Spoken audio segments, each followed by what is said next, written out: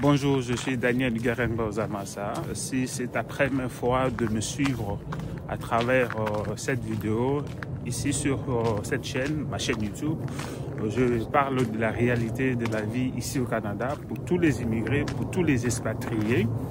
Et je parle aux gens comme vous qui me regardez à travers cette vidéo, à travers ma chaîne, pour que vous puissiez avoir les informations, pour que vous puissiez connaître la réalité de la vie pratique ici au Canada, pour tous les expatriés, pour tous les immigrés, immigrants, immigrantes, ici au Canada.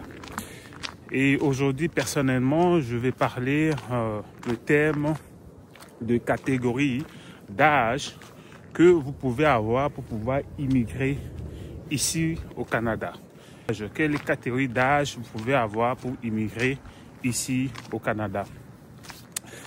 Parce que je trouve que c'est un point très important, parce que nous le voyons à travers les canaux de communication des médias et aussi des agences dans nos pays respectifs font des publicités des agences de pouvoir voyager ici au Canada, mais ils ne tiennent pas compte des catégories d'âge que leurs candidats peuvent avoir pour pouvoir venir ou immigrer ici au Canada. La bonne catégorie d'âge est à partir de 20 ans à 25 ans, dépendamment de la personne qui immigre. Dépendamment de la personne qui immigre, parce qu'il y a des circonstances que tu peux avoir 20 ans, tu mûrs, tu peux t'adapter à la réalité, parce que nous savons tous que beaucoup de gens qui viennent, nous, Africains, des fois, des gens viennent comme des étudiants.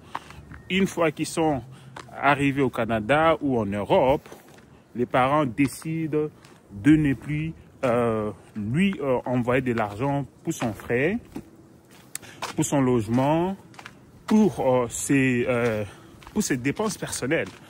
Et c'est déjà un très grand coup dur pour la personne. Je ouvre encore une autre parenthèse. Je travaille la nuit et je vois beaucoup de gens de ma communauté ici au Canada qui sont dans la rue. Ici, on les appelle les itinérants. Beaucoup de personnes sont dans la rue de la communauté noire. Et je me suis toujours demandé pourquoi ils sont dans ces cas, dans cette situation. Et la plupart de ces itinérants-là, en gros, on les appelle des itinérants, mais ce sont des personnes qui ont des maladies mentales. Et lorsque tu leur demandes, ils ne savent pas ce qui les a arrivé. Ils ne savent pas. Et pour que vous ne puissiez pas tomber dans ces cas, je sais forcément, tu diras que tu es en train de dire n'importe quoi.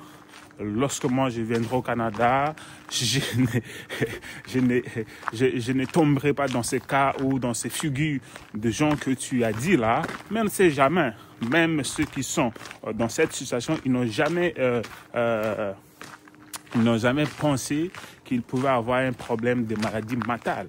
Parce que beaucoup, ici à Montréal, un nombre très élevé de personnes souffrant de maladies mentales est énorme. Et c'est de toutes les catégories, soit Canadiens, soit Québécois, parce qu'il faut faire la différence, les Canadiens et les Québécois.